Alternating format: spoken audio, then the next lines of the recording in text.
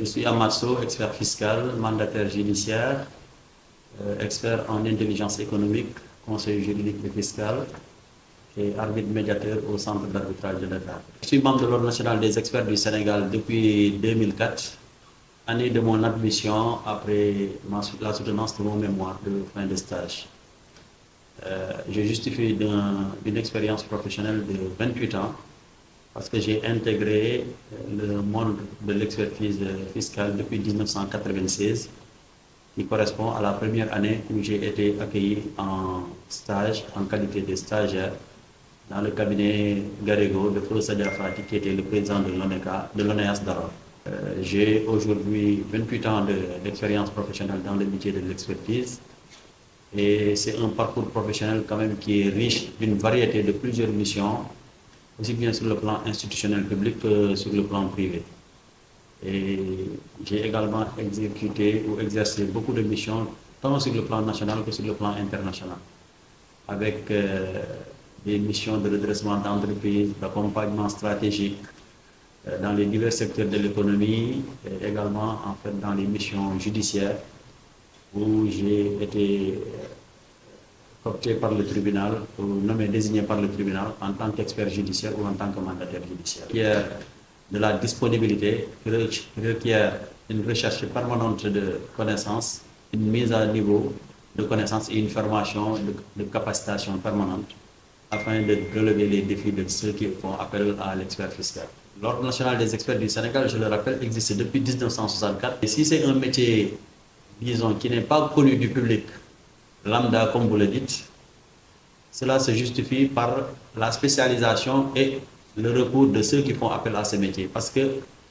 originellement, c'est un métier qui a été consacré pour se mettre à la disposition de la justice, pour répondre valablement au niveau des magistrats, donc aux besoins d'éclairage, des questions techniques qui sont soulevées à l'occasion des contentieux économiques et qui font que les experts interviennent dans des domaines qui sont très pointus, qui sont dans des secteurs économiques, en fait, qui ne sont connus que par ceux qui l'exercent. C'est pourquoi le Sénégalais ordinaire n'avait pas aptitude, à appréhender le métier d'expert. Mais nous sommes une composante de la famille judiciaire. Nous intervenons dans le cadre des missions confiées par justice et après, avec l'évolution de la mobilité de l'économie, donc le métier s'est ouvert au pan de l'économie pour être ceux qui participent à la sécurisation et à la, disons,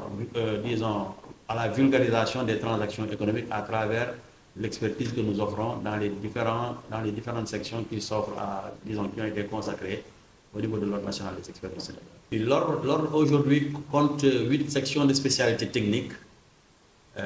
qui sont organisées à travers la loi 2017-16 du 17 février 2017 qui a modifié et abrogé la loi de 1983, laquelle loi avait abrogé la loi de 1964, qui était la première loi qui a créé l'Ordre national des experts. Alors, ces sections-là obéissent aux besoins de spécialisation, parce que comme je l'ai dit, l'Ordre national des experts a la particularité d'être un conglomérat de compétences, mais qui ont été suscitées par le législateur pour permettre aux juridictions d'abord de faire appel à ces spécialités-là chaque fois qu'il y a un besoin d'avoir un avis technique éclairé sur les contentieux qui opposent des particuliers ou en tout cas des particuliers devant le juge, que ce soit des personnes physiques ou des personnes morales. Donc c'est ce besoin de spécialisation-là qui a fait qu'on était dans l'obligation par le législateur de créer ces 8 sections de spécialités techniques qui vont du fiscal jusqu'à l'automobile. Après, comme je l'ai dit, avec la mobilité de l'économie, donc ces spécialités-là ont ouvert leur vanne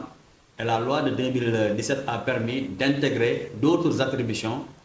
qui ne sont pas directement liées en fait aux besoins juridictionnels ou judiciaires, mais qui sont liées aux besoins d'un meilleur encadrement des activités économiques. Voilà, c'est ce qui fait qu'aujourd'hui on a 8 sections de spécialités techniques qu'on entrevoit d'ailleurs d'élargir à deux autres